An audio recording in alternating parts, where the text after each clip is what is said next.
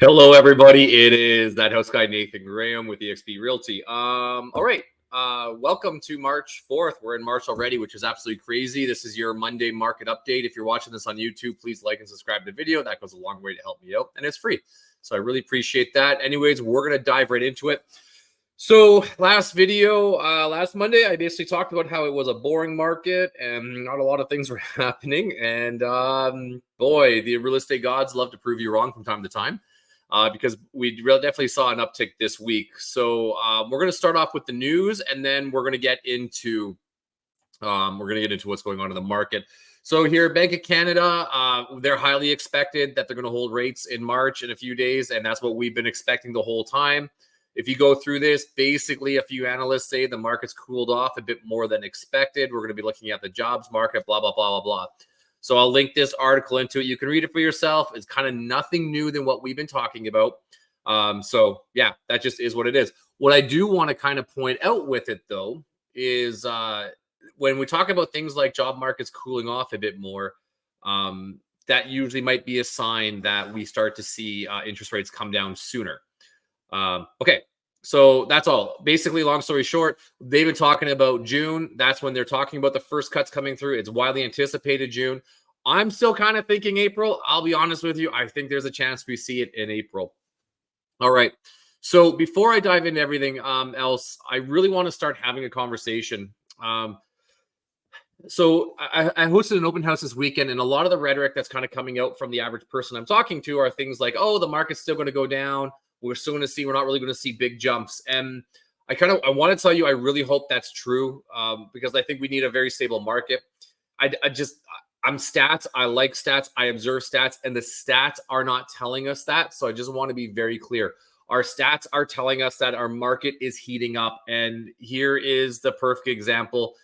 You saw me probably go through this last week. We're going to go through it again. So this is now all of February stats going through all of Durham region, broken down by area to area.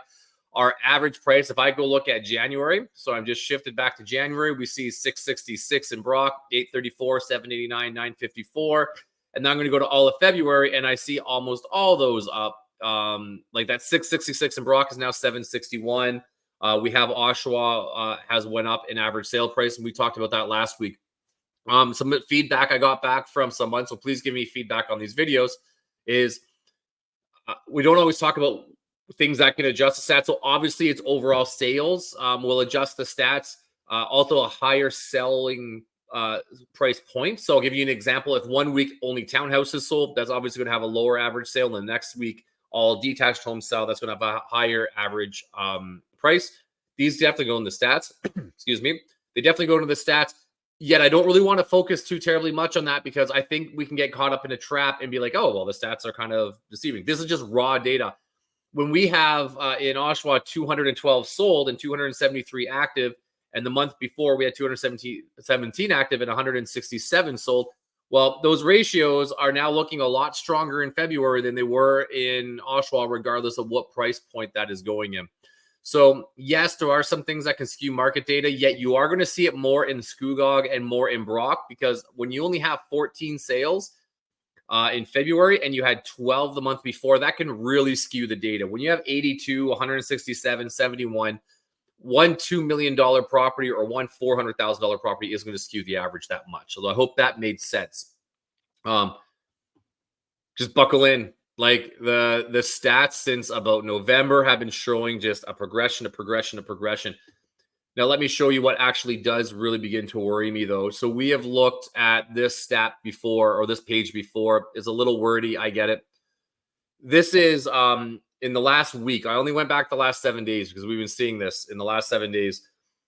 We had 294 homes listed for sale in all of Durham, and 193 of them sold. So again, we're eating away at inventory. We have 72 sold conditional. So again, just quickly, we are still seeing that you can get away with financing and home inspections, which is fantastic. We also had 65 terminated, which means people aren't getting the prices that they're looking for. So something that is kind of going into this is they're still holding on to 2022 pricing. This happens all the time, and they're just not getting it. So what am I worried about? This is what I'm worried about. Okay, here, if you remember about a month ago, I went over this and we didn't see a lot going over asking. And I had a first time home buyer that I was out with this week, and everything we were looking at starting getting into multiples again. 5 multiples here, 3 multiples there, 21 multiples there. And the stats are beginning to prove it. Not necessarily always large, but they're beginning to get out there. So like 629 sold for 616, 579 sold for 630. The lower end there, these are not really great examples. 799 sold for 675. So there looks like we have just a property that was overpriced. Where I want to get into this here though. Okay, so this is where I want to start getting into it. So now we're looking at like semi-detached homes. 599 sold for 700, 499 sold for 700, 30 sold for 720, 699 sold for 730, 679 sold for 730, 740 so 735. Are you seeing the trend here? 7 to 750 market is massively picking up. It is where the bulk 699, 750, 699, 765, 699, 775, 675, 770. These are the increases that we're beginning to see in the multiple offers. And as these begin to increase, our next level of market may not have caught up yet. Well, let's find out. 899 sold for 900, 800 sold for 900, 799, 900, 749, 900. Yeah, so like the next market, we're beginning to see it too. 799 sold for 900.